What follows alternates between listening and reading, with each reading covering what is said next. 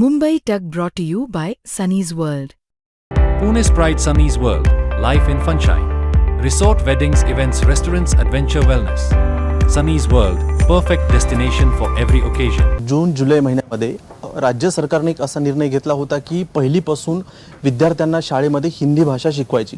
त्यानंतर काही मोजक्या राजकीय पक्षांनी भूमिका थेट घेतली आणि काही मोजकेच कलाकार, मराठी कलाकार यामध्ये त्यांनी परखड भूमिका घेतली. त्यामध्ये समीर चौगुले असेल आणि अन्य एक दोन कलाकारांनी, त्यांचं नाव मला स्पेसिफिक आता आठवत नाही, त्यांनी एक भूमिका घेतली.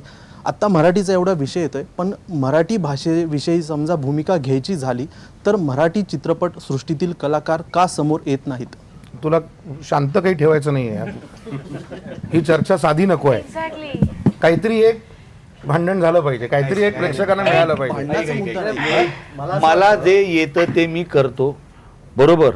मी सोशल मीडियावरती व्यक्त झालो म्हणजेच मी भावना व्यक्त केल्या असं आहे का? म्हणजे भूमिका घेणं म्हणजे काय? सोशल मीडियावरती व्यक्त मी माझ्या वैयक्तिक आयुष्यात पण भूमिका घेऊ शकतो ना. मला याला सांगतो, त्याला सांगतो, त्याला मला हे आवडलं, मला आवडलेलं नाहीये हे. आणि दुसरी महत्त्वाची गोष्ट, जर मराठी भाषेविषयी जसं आनंद म्हणाला ते वाक्य खूप महत्त्वाचं आहे, अधोरेखित करून घ्या.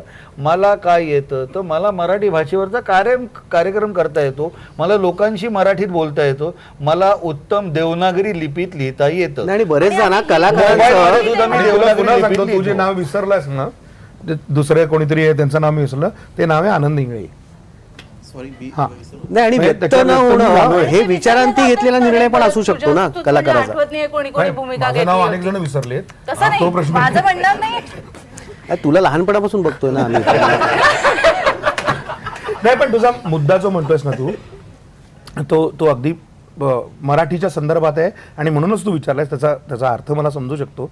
मी त्याच्यातला अगदी गंमत म्हणूनच तुला म्हणालो. पण हा मुद्दा डेफिनेटली मान्य करण्यासारखा आहे की मी प्रत्येक वेळेला व्यक्तच व्हायला, मी नेहमी म्हणतो हीच आमची प्रतिक्रिया आहे ना. आणि तुला माहिती आहे, बॉन्डच्या सिनेमात एक वाक्य आहे बघ, कुठला चित्रपट मला आठवत नाही, की licence to kill is also licence not to kill. बरोबर आहे. माझं अभिव्यक्ती स्वातंत्र्य म्हणजे मी प्रत्येक वेळेला कशावर तरी मत द्यायलाच पाहिजे हे नसून काही गोष्टींवरती मत द्यायचं नाही हे सुद्धा माझं अभिव्यक्ती स्वातंत्र्यच आहे.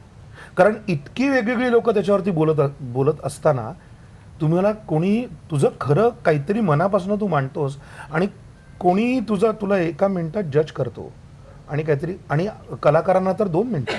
आमची अक्कल तर रस्त्यावरच ठेवली आहे ना सगळ्यांची. आम्हाला तर काय कोणीही यावं आणि टपली मारून जावं, सगळीच सॉफ्ट टार्गेट्स. म्हणजे ग्लोबल वॉर्मिंग सारखं ह्याच्यावर आता सोशल वॉर्मिंग एवढं झालंय ना की ते नको वाटतं की प्रत्येक तुम्हाला कुठल्या तरी हा बाबा डावीकडचा आहे, हा उजवीकडचा आहे, लोक एका स्टेटमेंटवरती तुम्हाला एका खणात टाकून देतात, ते जे तुम्हाला ओळखतही नसतात. त्यामुळे बरेचदा हा विचारांती घेतलेला निर्णयही असू शकतो एखाद्याचा की मला नाही व्यक्त व्हायचं. मी माझ्या वैयक्तिक आयुष्यात होईल. जबाबदारी संपते का? उद्यापासून मी प्रत्येक गोष्टीवर माझं एक मत टाकलं आणि काही आयुष्यात केलं नाही, जे लोक करतात, झाली का? झालं व्यक्त. हे किती गोष्टी दिखाव्या पुरत्याच करणार होत आपण, आणि किती लोक खरं त्याच्यासाठी काम करतात. जे पिंक टाकल्यासारखे बोलत असतात ना, त्यांची खरी ओळख त्या सोशल मीडियावरती आहे का? तुम्ही बघा ना, सगळे अकाउंट चेक करा, किंवा त्यांची फक्त सोशल मीडियावरच आहे का हेही चेक करा. खरी ओळख त्याच्या पलीकडे जाऊन कोण काय काय करतंय, किती किती वेगवेगळे अकाउंट फक्त समाजामध्ये संतोष. तुमच्या कार्यक्रमाच्या फॉन्टचा रंग कोणता ह्याच्यावरती पण लोक बोलायला लागले. फॉन्ट कुठचा ह्याच्यावरती लोक बोलायला लागले. काय संबंध? काय चुकीचं आहे. नाही, थोडासा हे बघ, मुद्दा हा नाहीच, आपल्याला सगळ्यांना ह्याच्याबरोबरच जगायचं आहे. हे काही जाणार नाही आहे, हे असणारच आहे. फक्त हा वैयक्तिक निर्णय असू शकतो.